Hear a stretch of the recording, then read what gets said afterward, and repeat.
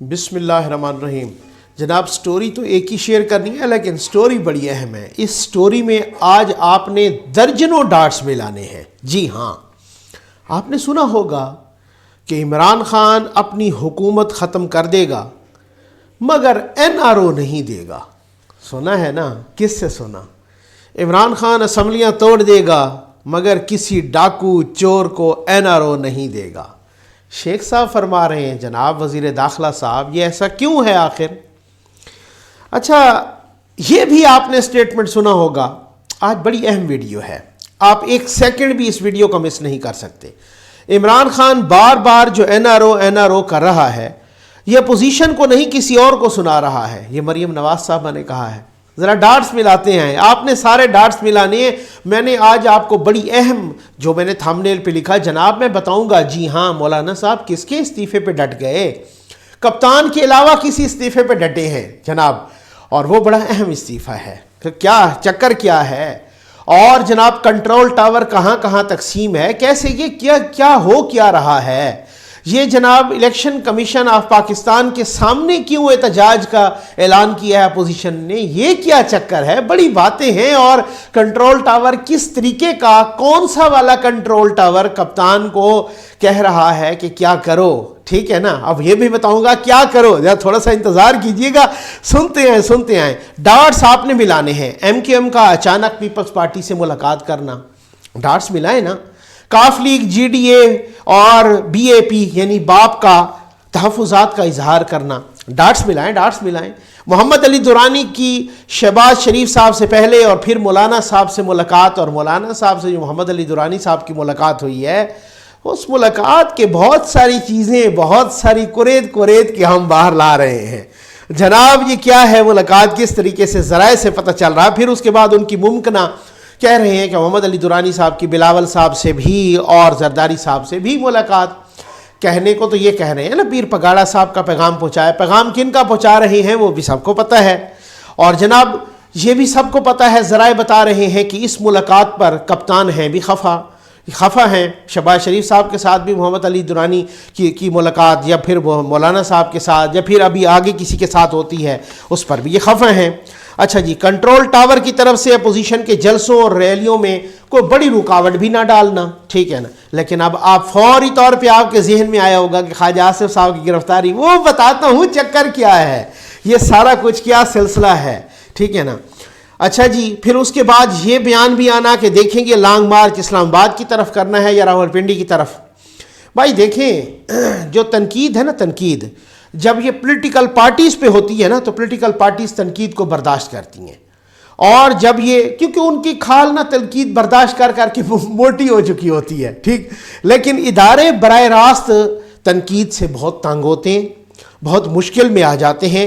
پھر اداروں کے اندر اس تنقید کے نتیجے میں ایک اپنی تنقید شروع ہو جاتی ہے، اور پھر وہ مورال کا بھی ڈاؤن ہونے کا خدشہ، اور خاص طور پہ وہ ادارہ جو آپ کے دفاع کا ضامن ہو تو پھر اس میں تو ڈیفینیٹلی اس میں پھر اور بھی بہت ساری چیزیں نا خراب ہونے لگتی ہیں۔ تو اس تنقید کے نتیجے میں بہت سے جو لوگ کہہ رہے ہیں نا کہ یہ بیانیہ یہ اس نے نقصان پہنچایا پارٹی کو، نواز شریف صاحب نے بہت ساروں کو، یوں سمجھ لیجئے، میں احتیاط سے کہہ رہا ہوں، بہت ساروں کو دیوار سے لگایا ہے نواز شریف کے بیانیے نے، بہت بڑی بات ہے۔ اچھا جی، اسی طرح سے محمد علی دورانی صاحب اور مولانا صاحب کی ملاقات میں بہت کچھ ذرائع بتا رہے ہیں کہ بہت کچھ طے پا چکا ہے، ٹھیک ہے نا۔ میں نے کیا کہا کہ محمد علی دورانی اور مولانا ملاقات میں بہت کچھ کہہ رہے ہیں ذرائع کہ طے پا چکا۔ یہ جو گرینڈ نیشنل ڈائلاگ کا ایک اصطلاح ہے یا ایک جملہ ہے یا ایک لفظ ہے، یہ گرینڈ نیشنل ڈائلاگ میں بہت ساری باتیں چھپی ہیں۔ کسی کے استعفے چھپے ہیں، کسی کی تبدیلیاں چھپی ہیں، کہیں چیئرمین نیب، کہیں پر جناب الیکشن کمیشن کی ریکانسٹیٹیوشن، کہیں پر کسی اور کا استعفیٰ، بڑی بات ہے۔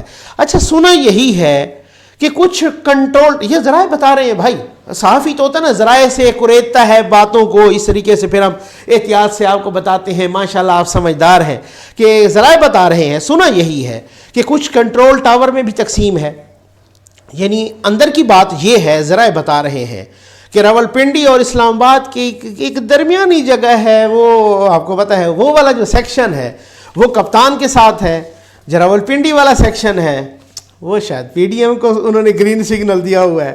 اچھا اسی سیکشن وہ سیکشن جو کپتان کے ساتھ ہے اس سیکشن کا ذرائع بتا رہے ہیں. اور پہلے سے ہی یہ میں نے بھی ایک ویڈیو بنائی تھی اور لوگوں نے بھی کی ہے, اور کہ اس سیکشن کا ہیڈ ویسے بھی تبدیل ہونے والا ہے, کیونکہ اس سیکشن کے ہیڈ نے سنا ہے کہ وہ بھی تو کرنا ہے نا, کور بھی تو کرنا ہے, ٹھیک ہے. اچھا وہ ویسے بھی لیکن اب سنا ہے ذرائع بتا رہے ہیں کہ مولانا صاحب ان کی فوری تبدیلی پہ ڈٹ گئے ہیں.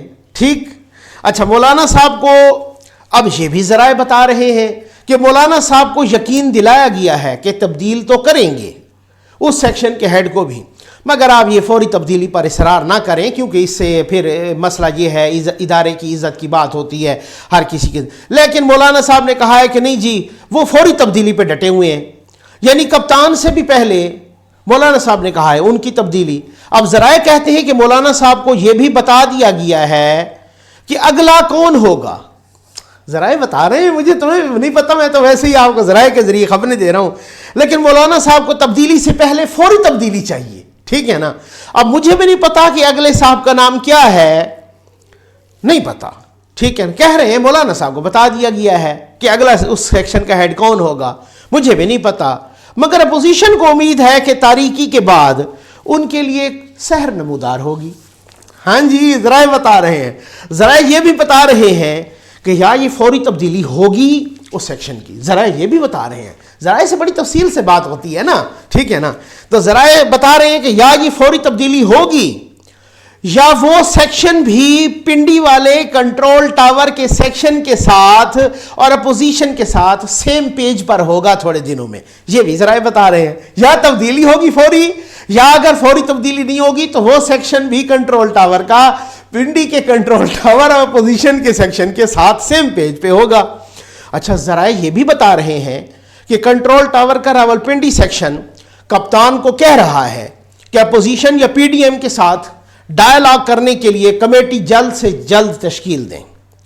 لیکن کپتان اسے اپنی شکست تصور کر رہے ہیں اور باقاعدہ برابر مسلسل انکار کر رہے ہیں کہ میں نے ان کے ساتھ ڈائلاگ نہیں کرنے, میں نے ان کے ساتھ مذاکرات نہیں کرنے, میں نے ان کے ساتھ کوئی گرینڈ نیشنل ڈائلاگ نہیں کرنا. اب کمیٹی کی تشکیل تو آپ کو پتہ ہے نا کہ یہ تو ایک کاغذی کارروائی ہوتی ہے. باقی آپ کو پتہ ہے کہ جب تشکیل ہو جائے, جب سامنے کوئی اور مذاکرات کر رہا ہو تو پس پردہ کوئی اور مذاکرات بھی چل رہے ہوتے ہیں, آپ کو پتہ تو ہے, ٹھیک ہے نا. اچھا آپ نے نوٹ کیا کہ پی ڈی ایم کا لاہور میں جو سربراہی اجلاس تھا تو نیب سے پہلے انہوں نے کہا کہ ہم ایک احتجاج کریں گے یا دھرنا دیں گے ای سی پی یعنی الیکشن کمیشن آف پاکستان کے سامنے. یہ کیا چکر ہے؟ آپ نے دیکھے, آپ نے نوٹ تو کیا ہوگا نا, بہت ساری چیزیں یہی ہوتی ہیں نا. تو یہ کیا معاملہ ہے؟ انہوں نے کہا کہ جناب وہ الیکشن کمیشن آف پاکستان کے سامنے احتجاج ہوگا, تو یہ کیا ہے؟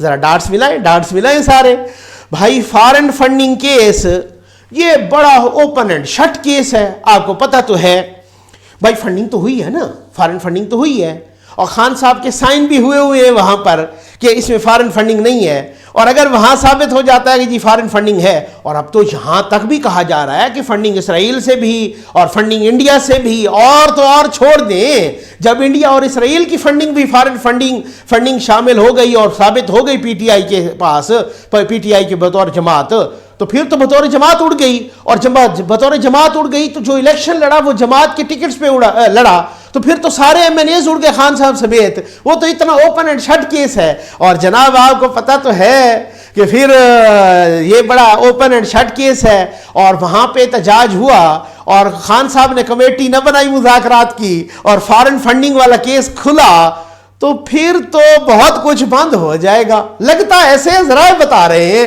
یا آپ دیکھ لیجئے گا کہ یا تو اسی طرح کا احتجاج ہوگا اور کمیٹی بنے گی, اور اگر کمیٹی کی تشکیل نہ ہوئی تو پھر بہت ساری اور چیزوں کی تشکیل ہو جائے گی. اگر یہ فارن فنڈنگ کیس کھلا تو بہت ساری چیزیں بند ہو جائیں گی.